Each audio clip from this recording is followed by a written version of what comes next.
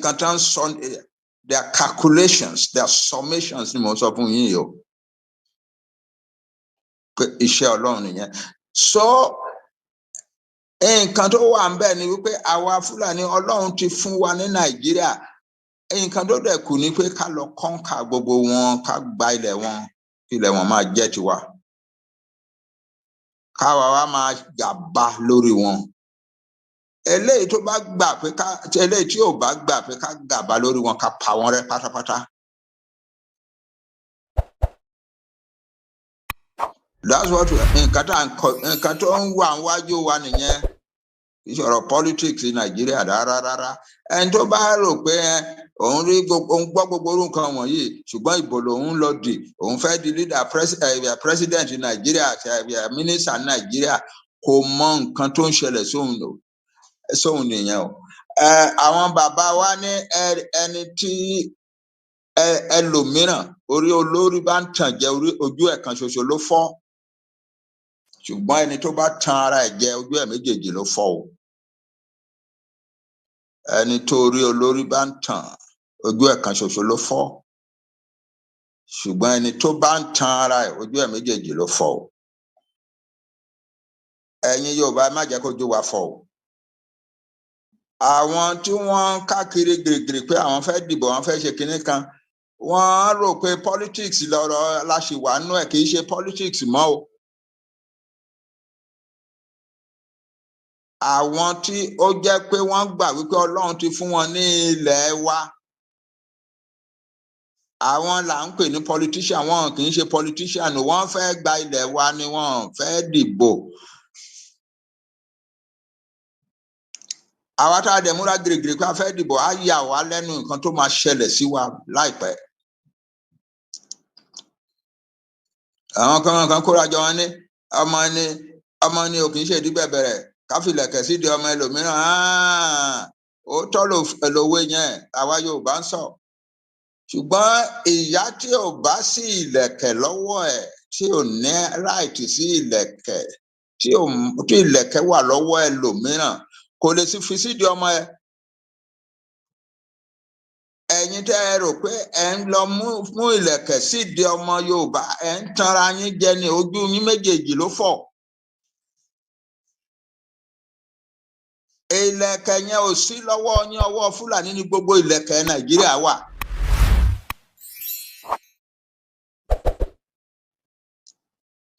Lẹ́sàn Ghana àtàláì múra fún ọwọ́ wọn ló wà. And ẹ̀ẹ̀kan tán dẹ̀ lè ṣe options tó wà lọ́wọ́ wọn tán lè lo against yín kò níye. Èkínní, ẹ wo kí lorúkọ ẹ̀ Àtíkù bó ṣe ń káàkiri, Tinubu sáwọ̀nà káàkiri, Peter Obi sáwọ̀nà káàkiri. Ẹ wo Àtíkù is relaxed. Why? Òun mọ nǹkan tó máa ṣẹlẹ̀, ẹ̀yin ò mọ nǹkan tó máa ṣẹlẹ̀. Ìlẹ̀kẹ̀ ò sí lọ́wọ́ yín, ìlẹ̀kẹ̀ wà lọ́wọ́ àwọn Fúlàní.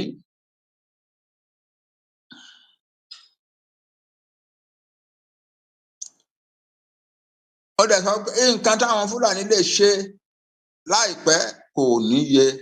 Èkínní ẹjọ́ tí Àtíkù pé Buhari ní 2019 ó sì wà láyé, wọn àti ìdá.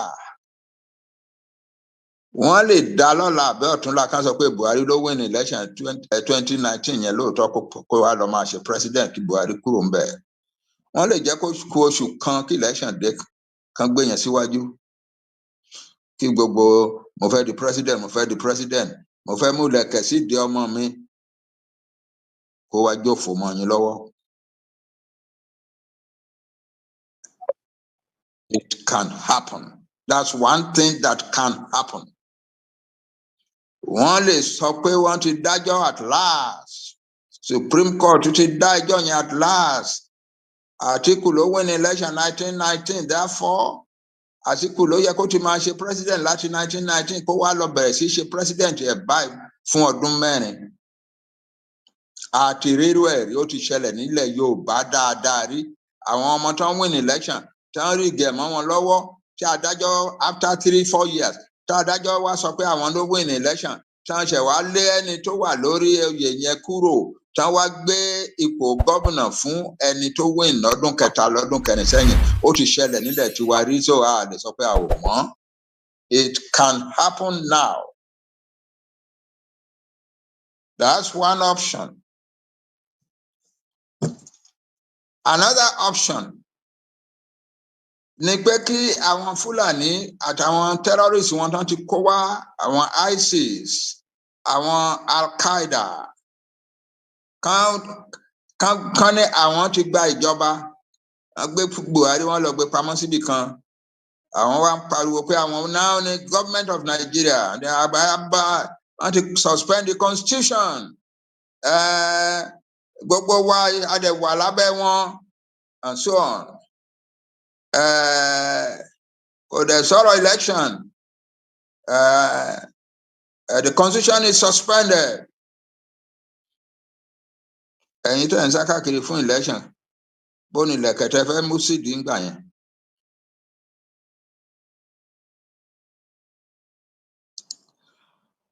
Báwọn tí ẹ ṣe léyìí tó le tó yẹn wọ́n lè tó gbé oṣù bíi méjì mẹ́ta kó election de February ó lè dó bí January kan sọ wípé wò ó àwọn èèyàn wọn tó wà ní gbó káàkiri kan bẹ̀ sí já kiri kan máa pààyàn kan máa ṣe káwọn ọ̀gá wọn wá announce láti Abuja wípé wàhálà ìlú ti dàrú o wàhálà ti pọ̀jù o a lè ṣe election o therefore a ti cancel ọ̀rọ̀ election fún 2023 àádẹ́ máa ṣe ń jọ́ tó bá ṣeé ṣe kò ṣeé ṣe báyìí kí Buhari máa ṣe president ẹ lọ and there are options ọwọ́ wọn dẹ̀ ni gbogbo ẹ̀ wà ọmọ ni ò kì í ṣèdí bẹ̀bẹ̀rẹ̀ ká fi ilẹ̀kẹ̀ sí di ọmọ ẹlòmíràn tí ilẹ̀kẹ̀ ò bá sí lọ́wọ́ ẹ kò sí lọ́wọ́ ẹ náà nìyẹn ilẹ̀kẹ̀ ò sí lọ́wọ́ Yorùbá báyà lè fi ilẹ̀kẹ̀ sí di ọmọ wa kankan. Nǹkan ṣoṣo tó open fún wa tẹ́nìkan kan ò lè bá wa sọ sí wá sẹ́yìn ni pé a ní right láti sọ pé a ò ṣe Nàìjíríà mọ́. We want to be a country of our own. We want Yoruba nation. Yoruba nation now. Ẹ̀yin ọmọdé rò pé ẹ̀yin nìkan ló ká lára ó ká mi bàbá yín náà lára o. Kò ká yín lára jù mí o. Ó wù mí kí n jí láàárọ̀ ọ̀la ká announce Yoruba nation wa ká máa ṣe ká wá wo nǹkan tẹ́nìkan kan máa ṣe. It is the only road open. At least that's one area. Táàtì ní gbogbo agbára lọ́wọ́ wa ilẹ̀kẹ̀ wà lọ́wọ́ wa. Ilẹ̀kẹ̀ wà lọ́wọ́ wa o. The right to self-determination is the right of every nation in the world. Àwa Yorùbá dẹ̀ ti ń ṣe látọdún kẹta látọdún kẹrin. Nǹkan tí àwọn alágbára ayé dẹ̀ ní ká ṣe àti ń ṣe. Wọ́n ní tẹ́ ẹ bá sọ pé ẹ fẹ́ gba òmìnira ara yín ẹ fẹ́ ṣe self-determination yín ìyẹn ò fún yín ní right láti cause trouble o. Àwa Yorùbá dẹ̀ sọ láti bẹ̀rẹ̀ nígbà tá a bẹ̀rẹ̀ pé àwa ò ní cause trouble. We are going to do this peacefully. Kan tá a sọ fún gbogbo ayé nìyẹn. Gbogbo àwọn bàbá wa ní Nàìjíríà ló pè mí. Di Aláàfin, di Ọọ̀ni, di Awujale, di Aláké, the Oba of Lagos, the Ewe of Ado Ekiti, the Deji of Akure, the Orogun of Ila, wọ́n ń pè mí káàkiri ni pé àwọn ọmọ nǹkan tí àìwá àtàwọn ọmọ ẹlẹ́ǹfẹ́ yìí ṣé kò ní da ogun ṣé kò ní di ìjà rẹpẹtẹ ṣé ẹ̀jẹ̀ ò ní ṣàn. Mo dẹ̀ promise wọn ní kọ̀ọ̀kan pé ẹ̀jẹ̀ kankan ò ní ṣàn. I will see to it pé àwọn ọmọ wa ò jà wọn ò kú. Ọmọ wa kankan ò ní kú sí títì torí ọ̀rọ̀ yìí.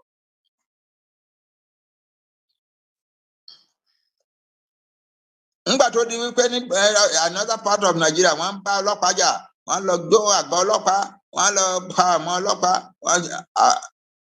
mo sọ fún àwọn ọmọ Yorùbá ìyẹn ò kì í ṣe tiyín o ẹ má wò wọ́n o a lè ṣe irú yẹn o ẹ̀yin ẹ gbọ́dọ̀ ṣe irú yẹn o. Mo dẹ̀ dúpẹ́ lọ́wọ́ gbogbo ọmọ Yorùbá lọ́wọ́ àwọn kéékèèké pé wọ́n gba nǹkan tí mo sọ fún wọn, kò sẹ́ni tó kọjá ayé ẹ̀ nídìí ọ̀rọ̀ ìjà yìí pé kó lọ fún ẹ máa jó àgọ́ ọlọ́pàá kó lọ máa ṣe ké. Tó àwọn sójà, àwọn ọlọ́pàá àbí kìlórúkọ àwọn Fúlàní tó bá wà attack, of course a ní right láti defend ara wa. Ṣùgbọ́n kákan dédé jí láàárọ̀ ọjọ́ kan láìsókun láìsọtẹ̀ ká lọ ṣáná sí àgọ́ ọlọ́pàá ká máa jó, ká máa rọ ọlọ́pàá tó ń lọ ká pa á ní títì nǹkan hàn. Àwa Yorùbá ò ready láti ṣe yẹn o. A ò dẹ̀ ṣe o. Ńgbà tí àwọn tó lágbára láyé tán wá ń sọ̀rọ̀ sí àwa tá a jẹ́ bí bàbá yín, wọ́n wá ní okay, mo wá jókòó mo wá kọ ìwé kan 35 pages láti show wípé àwa Yorùbá peacefully la máa ja ìjà yìí tá máa win ẹ̀. 35 pages. The Yoruba nation choose the noble cause to its noble goal. A manual of the Yoruba self-determination struggle.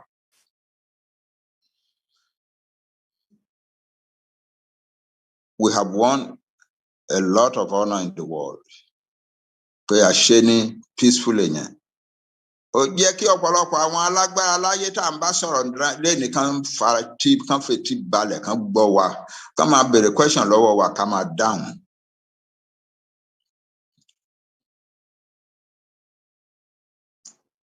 Àwọn ọmọ kan sọ pé bàbá sọ pé ìgbà tá a bá dìbò tán jọ̀wọ́ mo bá yín sọrú ẹ̀. Ìbò náà fẹ́ dì. Àwa Yorùbá dìbò ní Nàìjíríà mọ́ bí Ọlọ́run ti ń bẹ̀. Láyé, we Yoruba are not going to take part in any voting, in any election in Yoruba, in Nigeria, as the Lord liveth. Kí ọ̀rọ̀ election tó dé àwa ti máa lọ. Nǹkan tí mò ń sọ nìyẹn, mi ò yí padà rí. Lágbára Olódùmarè, lágbára Oòduà. Kọ́rọ̀ election tó dé làwa Yorùbá ti máa kúrò ní Nàìjíríà. Tá a ti máa ní country tiwa lọ́tọ̀.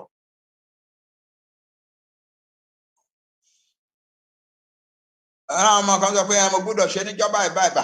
Ẹ má ṣe bẹ́ẹ̀, wọn kì í ṣọ̀rọ̀. Wọ́n a gbọ́dọ̀ máa sọ fọ́ọ̀tà pé ìjọba ìlà máa ṣe.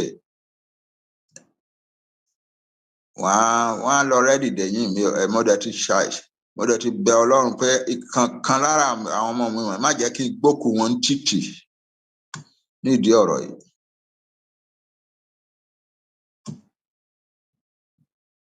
Ẹ gbọ́ ẹ̀yin ọmọ mi, torí ẹ̀yin ọmọ kéékèèké gan ni mo ṣe ń ja ìjà yìí o, more than anything else. Àánú yín ń ṣe mí.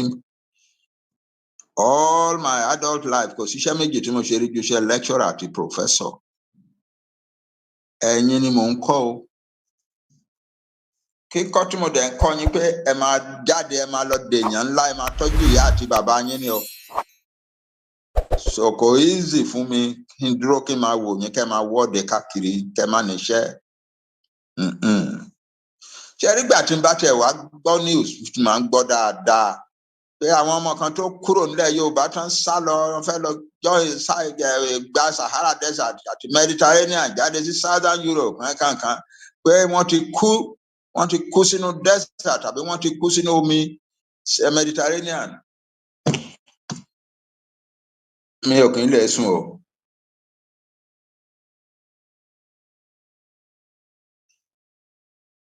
My contribution to human civilization is through teaching young people, and the young people are being wasted. I feel as if I have failed in life, and I want to change it. Ẹ̀yin ni mò ń jà ìjà fún. I ask you, ẹ para yín pọ̀ dáadáa. Ẹ yé ṣe bí wípé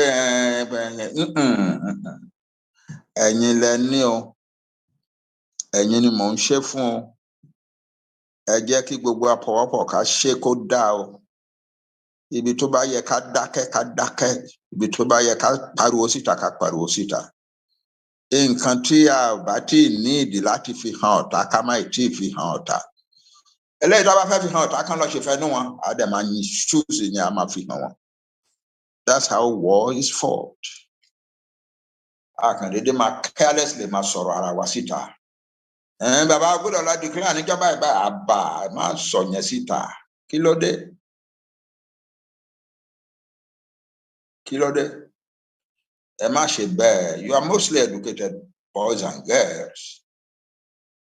Mo bẹ̀ yín. Ẹ má jẹ́ ká ẹnìkan kan tì yín sí irú àṣìṣe yẹn. Àṣìṣe nìyẹn. Ẹ gbọ́dọ̀ wa máa sọ pé àwọn leaders gbọ́dọ̀ pé kí ni declare níjọba ìbá àbí àwa kan má ṣe bẹ́ẹ̀ ẹ jọ̀ọ́.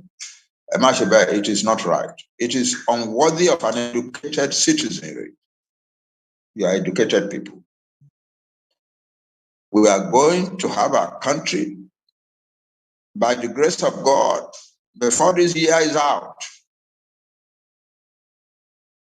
I say that confidently, prayerfully, faithfully before God. But Catholic ṣe máa pariwo wípé lóṣù tó ń bọ̀ la máa declare dáadáa o ẹ má ṣe bẹ́ẹ̀ wọn kì í ṣerú yẹn.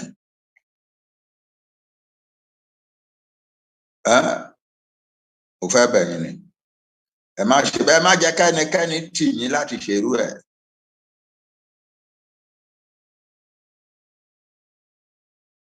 There is no need for it.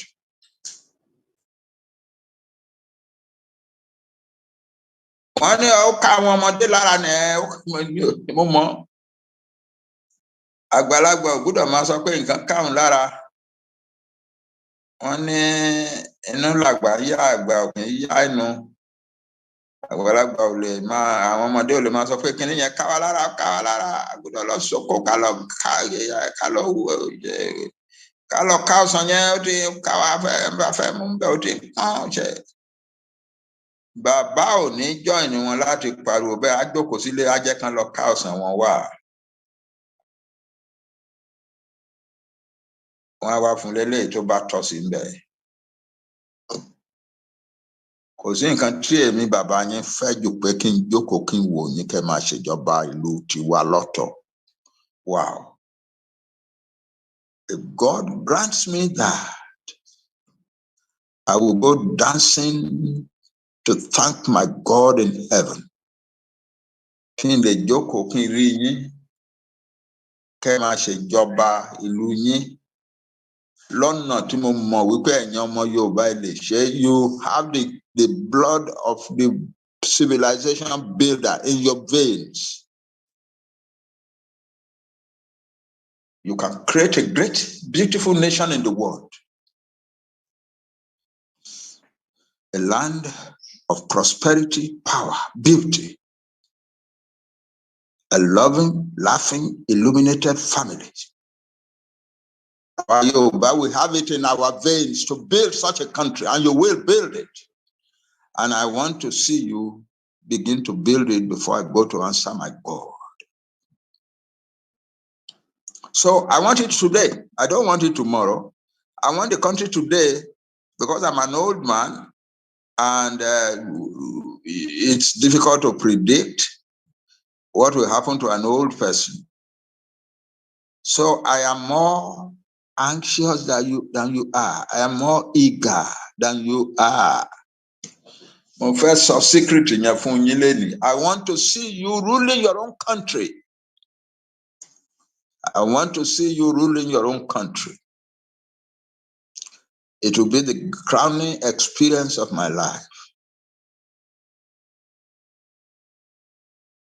to stand or to sit in front of my television in my house and watch you swear in a Yoruba prime minister and Yoruba ministers and set up powerful institutions to lead our Yoruba to greatness and prosperity in the world. I can't wait for it. So kẹ́nìkan kan máa rò pé mo ready láti dúró fún kíni I want it today. I don't want it tomorrow. I want it today. I want it to happen today. It's just that some things must be done. We must do certain things. Wọ́n pẹ̀lú kan ní East Timor. Ara Indonesia ni wọ́n tẹ́lẹ̀. Ó pẹ́ tán tí ń sọ pé àwọn fẹ́ self-determination wọn tí àwọn Indonesian army á lọ máa attack wọn rẹpẹtẹ náà. Ìjọ tó Ọlọ́run máa ṣe.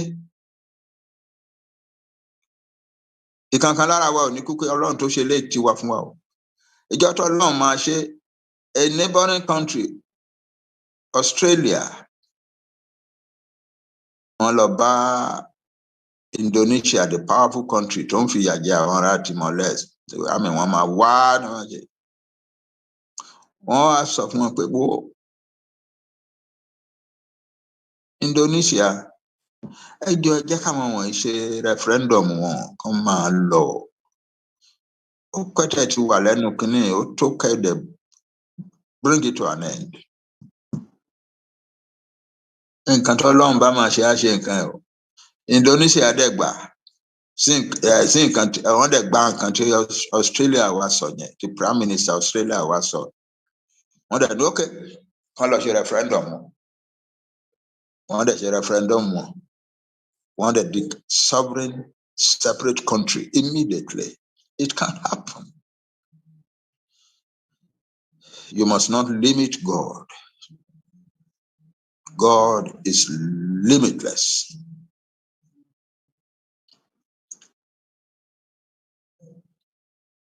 Ó lè jẹ́ pé tá a bá decide à ń lọ, wọ́n máa kógun wá kọ́ London fún wa lágbára láti lé ogun wọn padà. It can happen. A lè kó àmì ìjọba yìí. Tó tá a bá kó àmì ìjọ, wọ́n á pariwo pé àti the insurrectionists. Àwọn gbogbo ìjọba ayé àdẹ̀wà máa against wa. Because we are still part of Nigeria, a lè kó àmì ìjọ nínú Nigeria bí anywhere. Korúkọ wa má bàjẹ́. Kò sí bá a ṣe lè ṣe á bà wá lórúkọ jẹ́. Ṣùgbọ́n kò dìgbà tá a kó àmì lájọ sí gbogbo ibi kéékèèké ọ̀pọ̀lọpọ̀ ọ̀pọ̀ ìkan omi yanrìn kéékèèké wọ̀nyí ló ń dòkun láti ilẹ̀ ayé. Àwọn ọmọ wa ń kó ọ̀pọ̀ ìkan omi kéékèèké yẹn káàkiri àti yanrìn kéékèèké káàkiri ilẹ̀ wa. Tá a bá papọ̀ ó lè tó nǹkan tó ń gba ilẹ̀ wa náà sílẹ̀. Má jẹ́ ká fojú di. Ká tó ṣe pàtàkì ni pé àwa yòókù táwa lókèèrè tí a sí ń bẹ̀ tí a lè bá wọn ṣe ká máa ṣètò bí a ṣe máa sẹ́ndì nǹkan sí wọn tán máa fi ṣe nǹkan tán fẹ́ ṣe, especially money.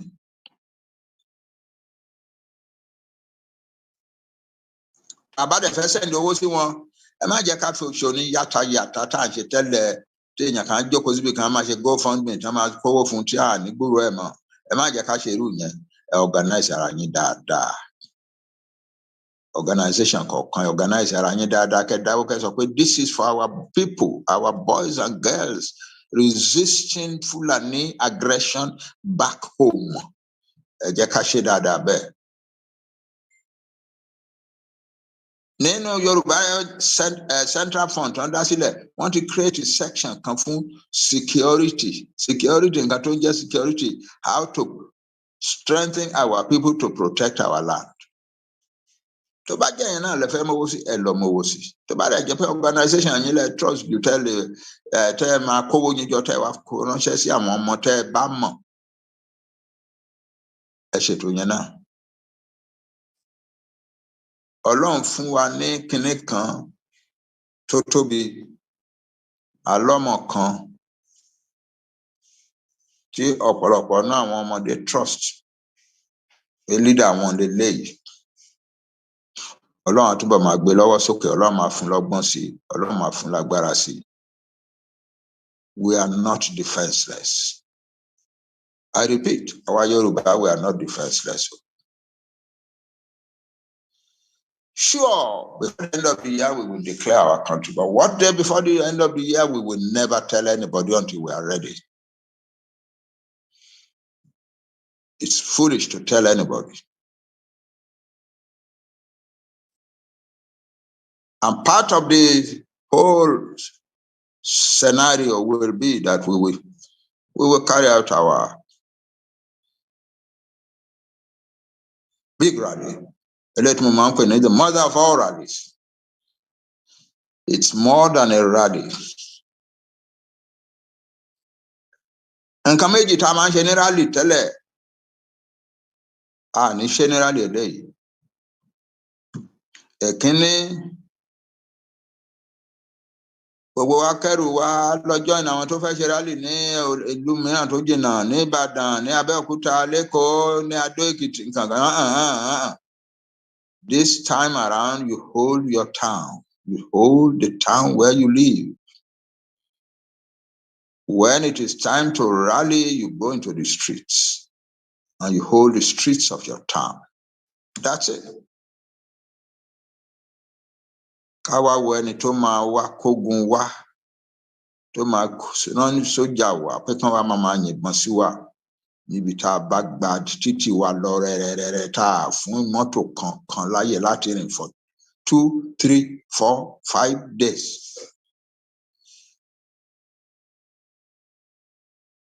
Ìgbà yẹn ni gbogbo ayé máa mọ̀ wípé àwọn wọ̀nyí rẹ́dì fún ìlú wọn lóòótọ́.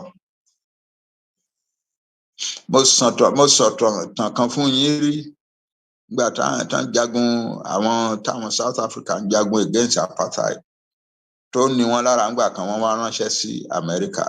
Henry Kissinger, the historian Henry Kissinger, òun ni Secretary of State ńgbà yẹn. Wọ́n dẹ̀ lọ bá wọn ròyìn fún gbogbo nǹkan tó ń ṣẹlẹ̀ sí wọn nígbà tó máa dá wọn lóhùn níjọ́ kejì. Ó ní ẹ pẹ̀lẹ́. Since you came, all that you have been telling me is that you have a problem. Since you only have a problem, there's nothing America can do about it for you. But if you have a crisis, then America cannot keep quiet. America must intervene.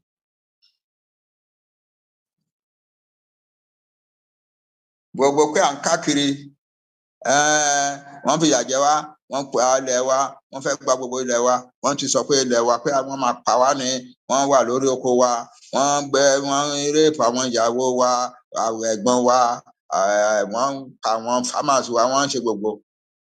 Tá a bá sọ tán, those are our problems. Ó dìjọ́ tá a bá dìde pé a ò gbà mọ́, tá a gba ìlú wa, gbogbo ìlú ilẹ̀ Yorùbá pátá for 2 or 3 days. That is a crisis. And the world will intervene. And that's where our freedom is hidden.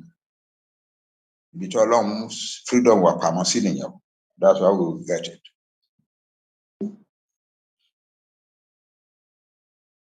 We're a great nation, but our problem come with the first suffering by. The problem is we are a very, very democratic nation. Yorùbá kankan ò ní fẹ́ ká máa sọ̀rọ̀, ká máa fi lọ òun, àbí pé kó òun má sọ sí. That's a democratic state. We respect ourselves. The Yoruba person respects himself or herself. But ẹ má jẹ́ kí ìyẹn wá dí wa lọ́nà nǹkan tá à ń ṣe yìí o. Pé dandan mo gbọ́dọ̀ sọ tèmi, kíni. Ẹ jẹ́ ká sowọ́pọ̀. Let us, for a change, learn to be quiet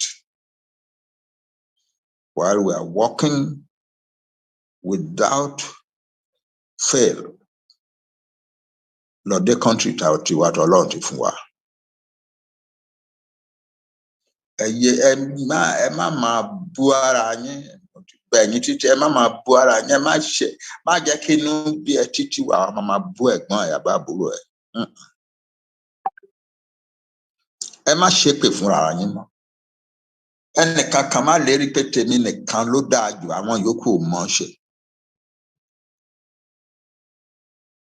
tó bá lẹ́ni tẹ́ ń ṣe tí ọjọ́ yẹn ẹ fi sílẹ̀ ẹ máa ṣe nǹkan yín lọ. Tó bá yá tí omi bá gbóná ayé ìpèrè. Bàbá ẹ kú òun láti àtàrọ̀. Màá fẹ́ kí ẹ bá mi ṣe omi mu díẹ̀ bàbá. Nǹkan tó wà bẹ́ẹ̀ iṣẹ́ tí mo wá fún yín lénìí nìyẹn. Get ready to defend our land. Contribute everything you can. And be ready to fight if fighting is what God wants us to do. Because our command lama choose. If God says you must fight before you take your country, chicken up, we are ready to fight. If God says, Umara Allah no see you to negotiate Nija, Odana, Ashena. Whichever, we must be ready. They fought more than 40 wars. Go to the people he led it tomorrow. In fact, it can be good to our moral and psychological well-being. We fought and drove the enemy out of our land. They came like vultures. We destroyed all of them and threw those of them, the remaining of them, out of our land. It would be good to be able to brag like that for the rest of time. So let us get ready. Mokinyo. We are going to have a great rally. We are going to declare our nation. I want to wá election káàkiri wọ́n á rí pé òfò ni wọ́n lé káàkiri o. Àjáde àpẹẹrẹ ni wọ́n lọ ń pọn mi sí o.